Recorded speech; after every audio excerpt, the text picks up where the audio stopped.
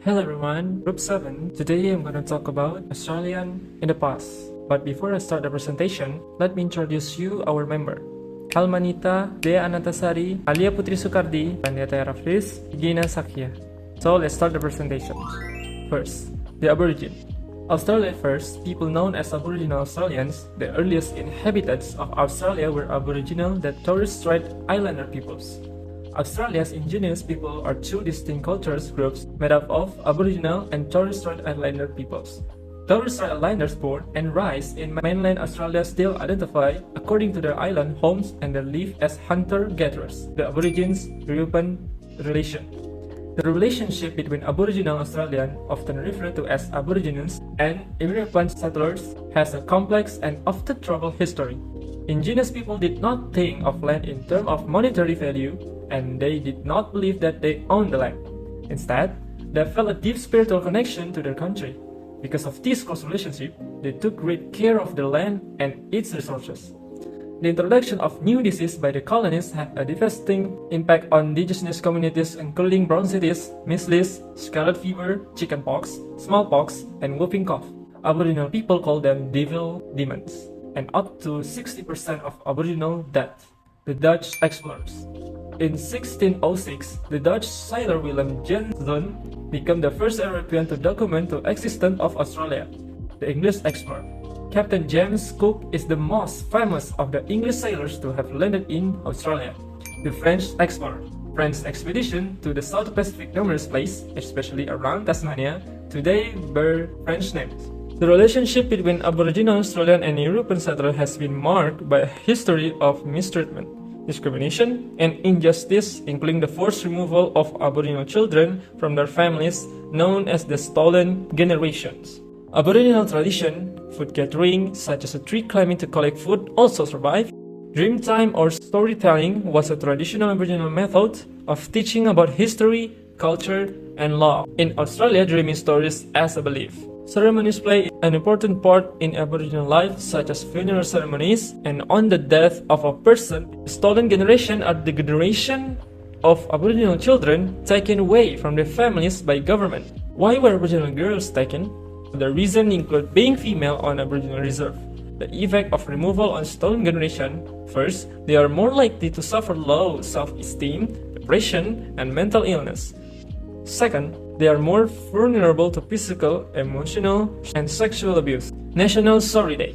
The Australian government says sorry on the 13th February 2008. The Prime Minister Kevin Rudd offered a broad apology to all Aborigines and the stolen generation for their profound grief, suffering, and loss.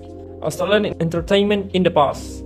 Entertainment has played a significant role in the cultural history of Australia. The introduction of television in Australia in September 1956 provided a new cultural experience and quickly became one of the most popular forms of entertainment.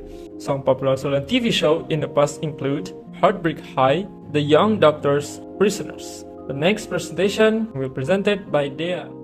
So, after explanation more about Australian past, let's move to Australian present. The first one about Aboriginal people today.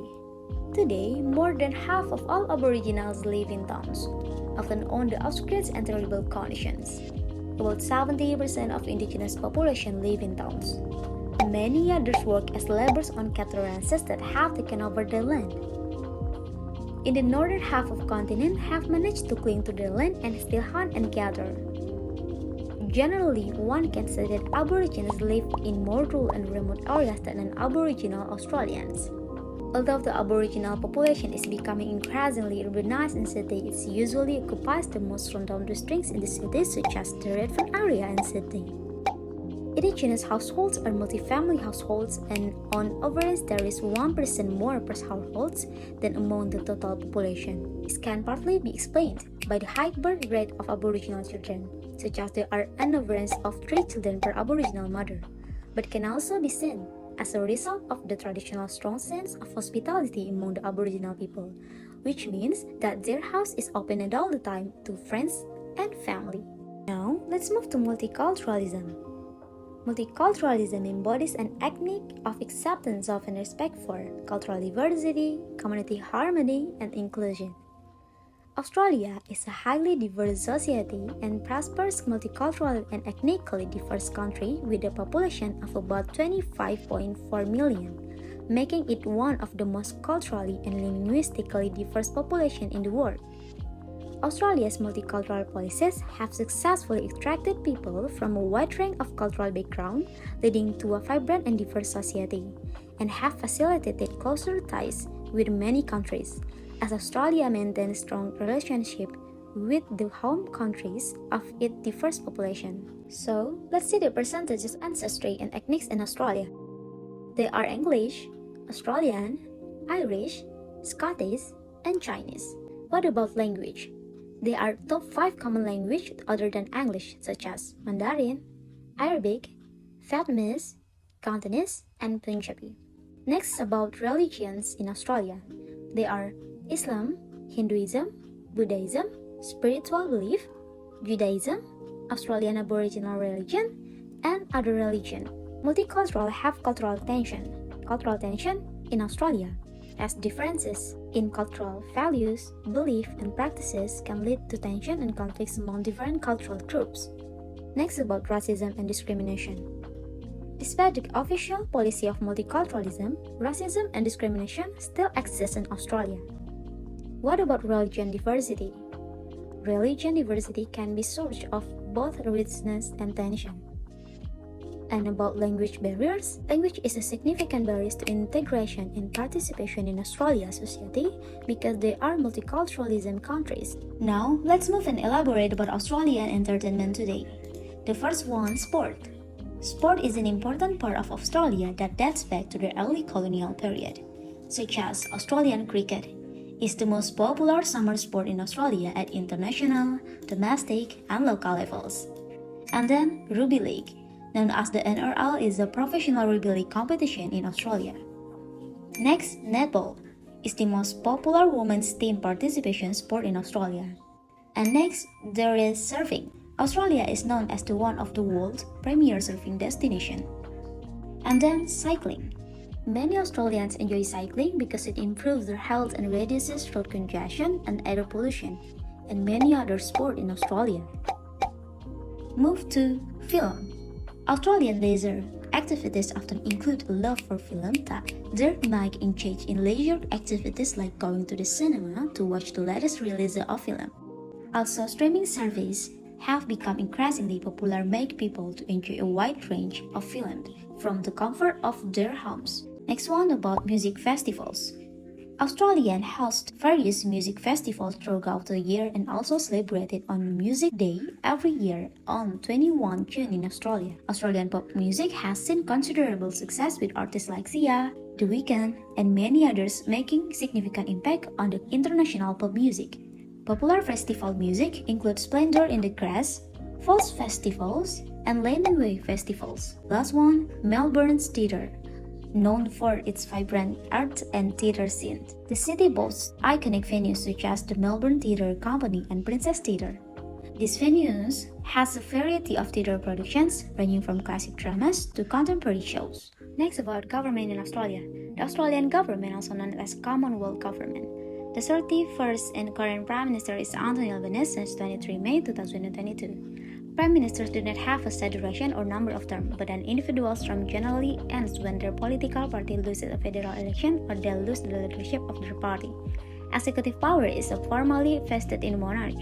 Australia's government has a strong record of advancing and protecting political rights and civil liberties, and has challenges to these freedoms include the threat of foreign political influence, harsh policies, discriminations against LGBT, and many challenges. Next, education in Australia. The education system in Australia is considered one of the best education systems in the world that ranked third in the world for both domestic and international students. Australia boasts 7 top-rated student cities worldwide such as Sydney, Melbourne, Adelaide, Perth, and Brisbane. The Australian education system is broadly structured as follows. The first one, primary school, which is 7 or 8 years starting at foundation, also called kindergarten and preschool. Next, secondary school, which is 4 years from 7 or 8 to 10 years old. And then senior secondary school, which is 2 years from 11 to 12 years old. And then tertiary education includes higher education in vocational education and training or VAT. The new school years in Australia generally start in January or February, called odd semester, and July or August, called even semesters. And the last one, literature in Australia, is the written or literary work produced in the area of the Commonwealth of Australia and its preceding colonies. Many of the Australian writers would distinguish themselves in the last decade of the 20th century. Literary fiction such as Tony Birch is an Aboriginal Australian author, such as novel with the title Blood is published in 2011. And then Trakis Sorensen has The Lucky Gala 2018 is her notable work.